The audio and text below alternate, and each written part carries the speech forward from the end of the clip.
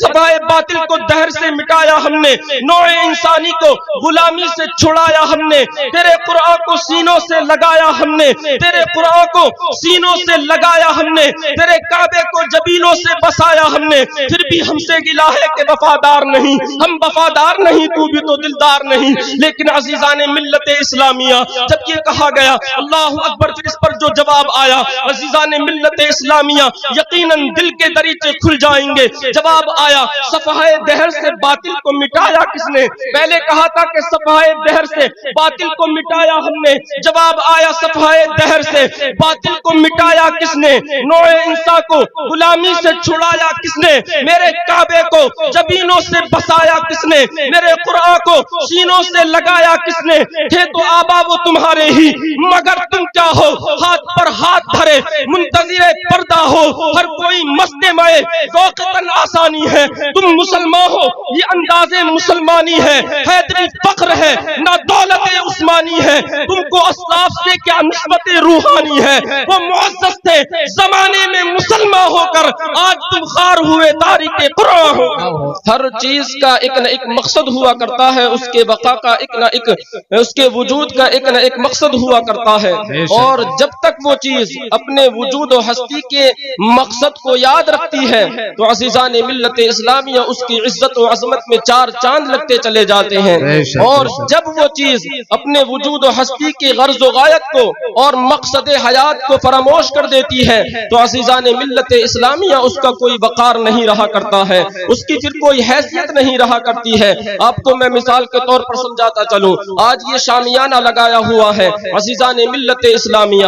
اس کے وجود کا مقصد یہ ہے کہ یہ اوس سے ہمیں ہماری حفاظت کرے، یہ دھوپ سے ہماری حفاظت کرے۔ اس کے لگانے کی وجہ یہ ہے کہ یہ جلسہ گاہ کی زینت کا سبب بنے۔ میں یہ کہتا ہوں کہ اگر یہی شامیانہ اگر پھٹ پٹا کر چیتھڑے ہو جائے تو عزیزان ملت اسلامیہ پھر یہ اپنی غرض و غایت کو بھول جائے گا، اپنے مقصد حیات کو کما حق ہو پورا نہیں کر پائے گا، نہ ہی یہ اوس سے ہمیں بچا پائے گا، نہ ہی ہمیں دھوپ سے بچا پائے گا، اور نہ ہی یہ کسی جلسہ گاہ کی زیب و زینت بن سکتا ہے۔ تو عزیزان ملت اسلامیہ پھر اس کا مالک کیا کرے گا؟ اسے اٹھائے گا اور یقیناً کسی دقیانوسی کوٹری میں اسے پھینک دے گا۔ عزیزان ملت اسلامیہ کیوں؟ اس لیے کہ جس مقصد کے لیے اس کو بنایا ہے اور جس مقصد کے لیے اس کا وجود ہے عزیزان ملت اسلامیہ، اس مقصد میں یہ کامیاب نہیں ہے۔ بس میرے بتانے کا مقصد یہی ہے کہ ہم مسلمانوں کو جس مقصد کے لیے اس دنیا میں بھیجا گیا ہے عزیزان ملت اسلامیہ، وہ مقصد تھا اللہ رب العزت کے احکامات پر عمل کرنا،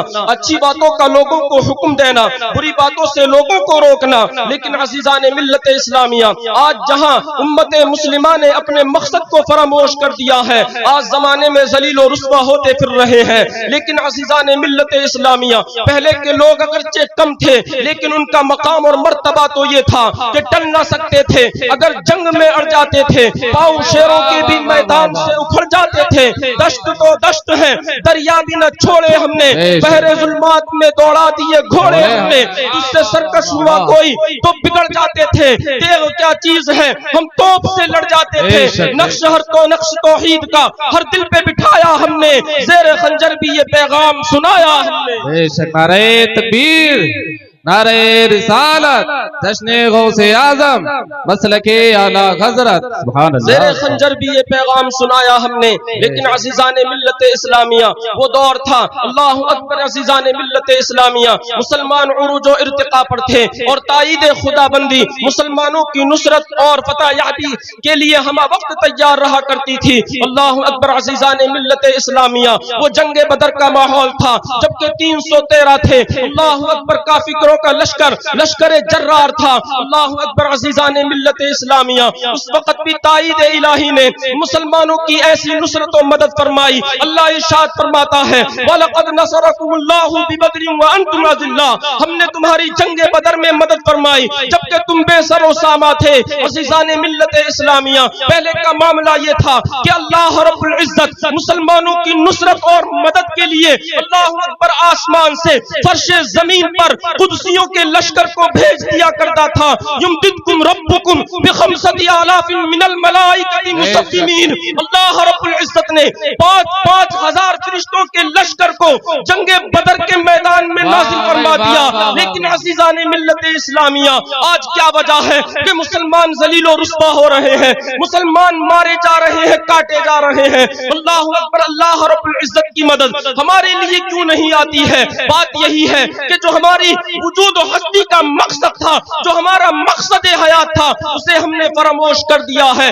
नतीजा ये निकला है, जिल्लत और रुस्वाई मुसलमानों की पांव की जंजीर बन चुकी है। उनके जो हम गुलाम थे, खल्क के पेशवा रहे, उनसे फिरे जहां फिरा आई कमी वकार। बेशक बहुत खूब, वाह भाई वाह वाह, आई कमी वकार में। अच्छा बोल रहे हैं अज़ीज़ाने मिल्लत इस्लामिया, आज हम कहते हैं हम तो मुसलमान हैं, हम तो नमाज़ें भी पढ़ने वाले हैं, रोजा भी रखने वाले हैं, अल्लाह रब्बुल इज्जत की इबादत भी करने वाले हैं। आज मुसलमान शिकायतें कर रहा है कि ये मुसीबतें हम ही पर आनी थी, हम ही पर परेशानियां आनी थी, हम ही ज़लील और रुस्वा होने थे। हम तो अल्लाह रब्बुल इज्जत के मानने वाले हैं, अल्लाह रब्बुल इज्जत के कुरान की तिलावत करने वाले हैं, नमाजों को पढ़ने वाले हैं,